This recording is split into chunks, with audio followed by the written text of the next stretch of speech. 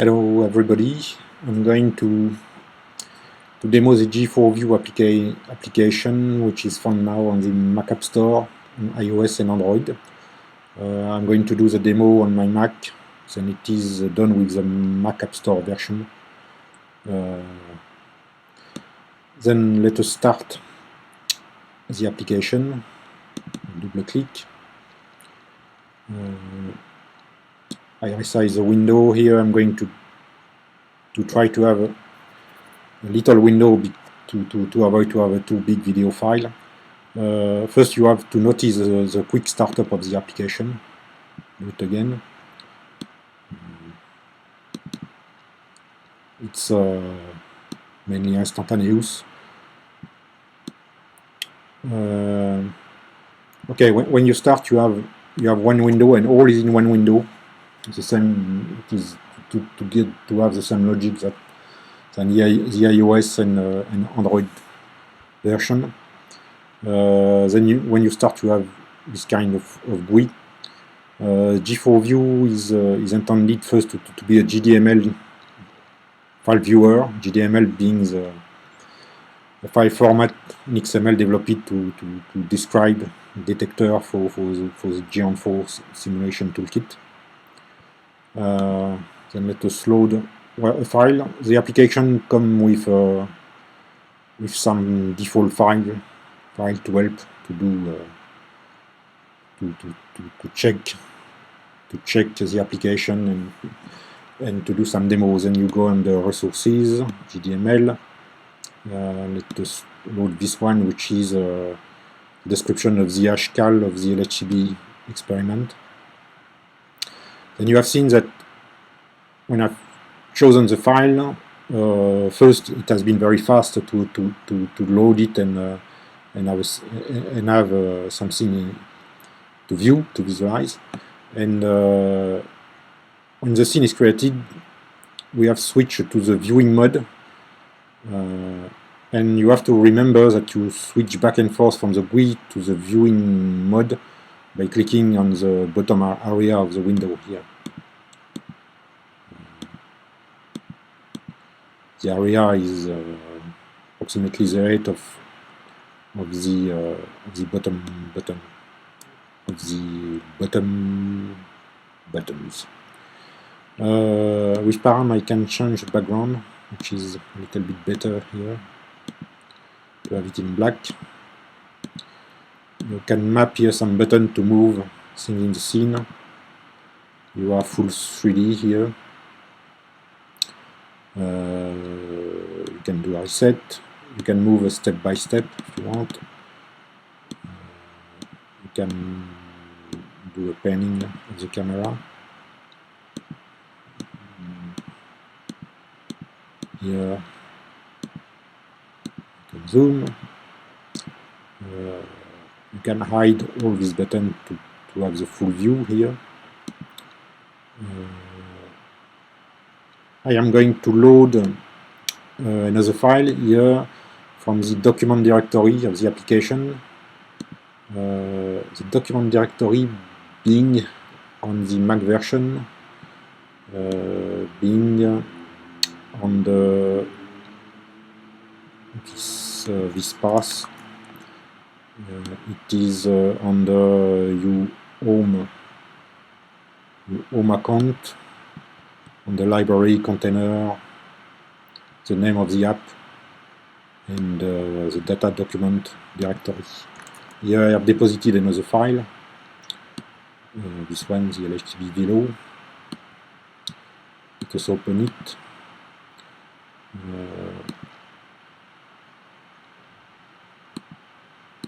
Okay, which is another piece of detector of LHCb. It is the vertex detector called the Velo. If you do that, you can rotate by 90 degrees the camera. If you do that, you arrange the camera to see everything in the scene, and we see the position of the Velo relative to the hcal in the HCB. When you have something in the scene, you can pick can pick an object and center the camera on it.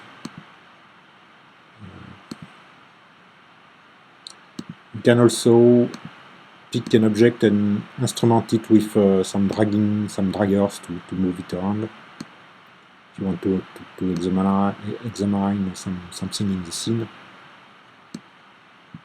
If you pick back again, you remove the dragging system. Okay, let us clear that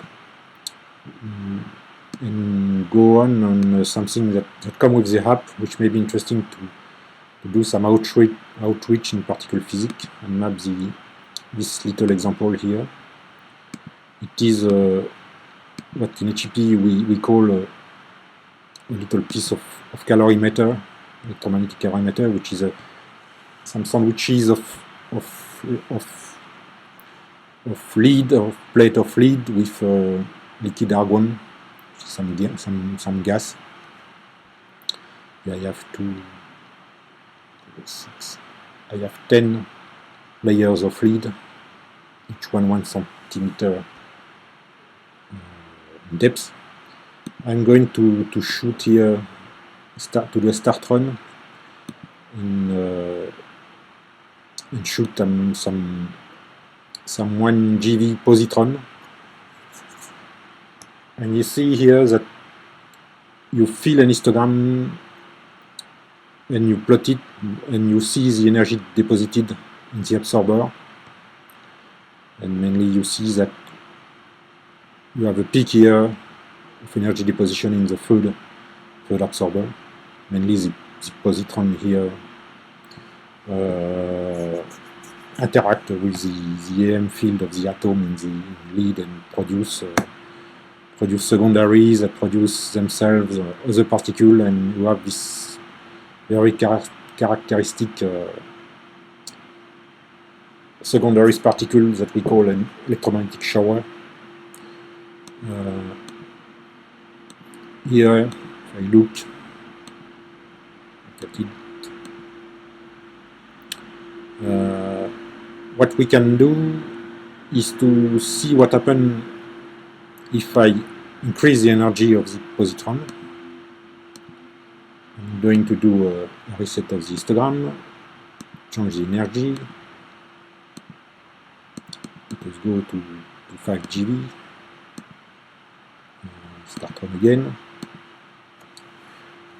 And you see that you have much more secondaries. The interaction of the positron with the matter is much more stronger, and the energy also deposition is shifted, is slightly shifted to the right. Energy are deposited more farther in the material. There is a lot of things that is done by the g4 simulation package behind. Let us try to stop the run if we have the hand. Stop run. What we can do is see what happens if I return back with 1 GeV electron and change the material to have something much more dense than the lead, for example. I'm going to choose the uranium, which is a very dense material, and I do set histo, start run, and we see that the positron is stopped very soon, and all the secondaries are stopped very soon, and we see that the peak here is mainly in the second absorber.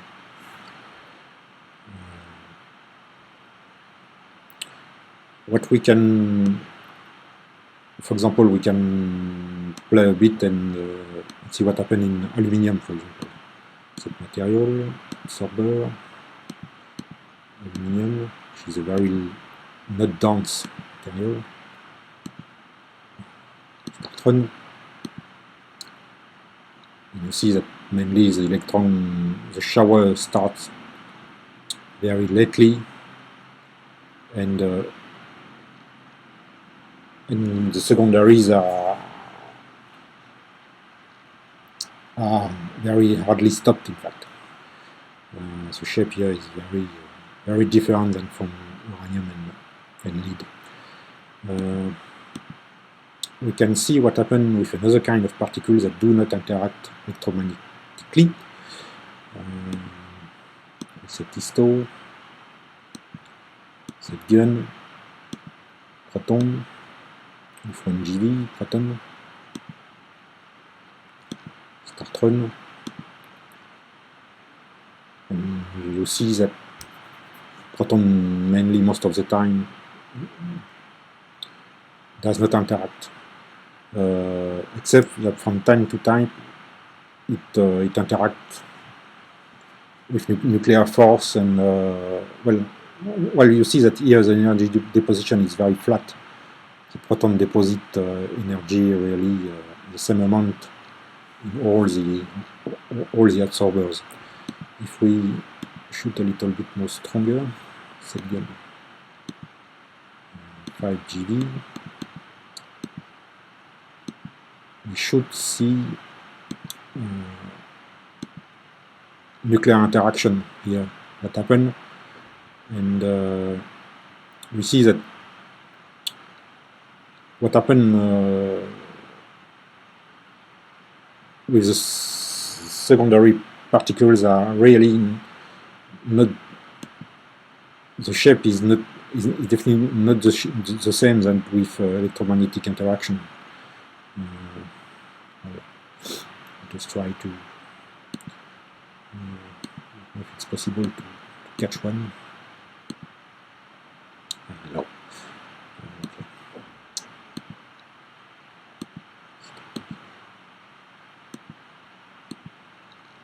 No, I don't want. Okay.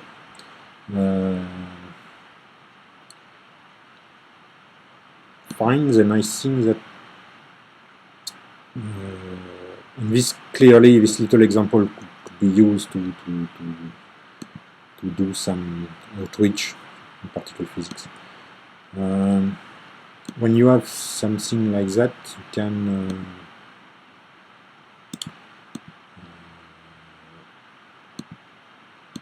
you can produce a JPEG with this item here, export JPEG. The JPEG is deposited in the document directory of the application. Here, and if we open the JPEG,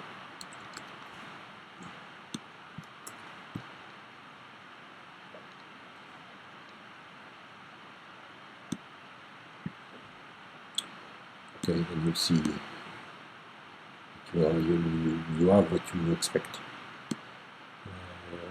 Okay, what else? Well, here, in fact, here on the iOS and Android application, you have an extra item to send the picture by email, which is very convenient because it's not so easy to get a file on these devices. What else? Then it has been done with a g4view 9.5, and yes, you have PTR behind, and I've been able to have PTR also on iOS and Android, which means that you can produce, it's possible to produce very interesting vertices here with Higgs or something like that. And I think that I'm going to stop here to avoid to have a too big video file. And that's all. Thanks to have watched this video. Bye.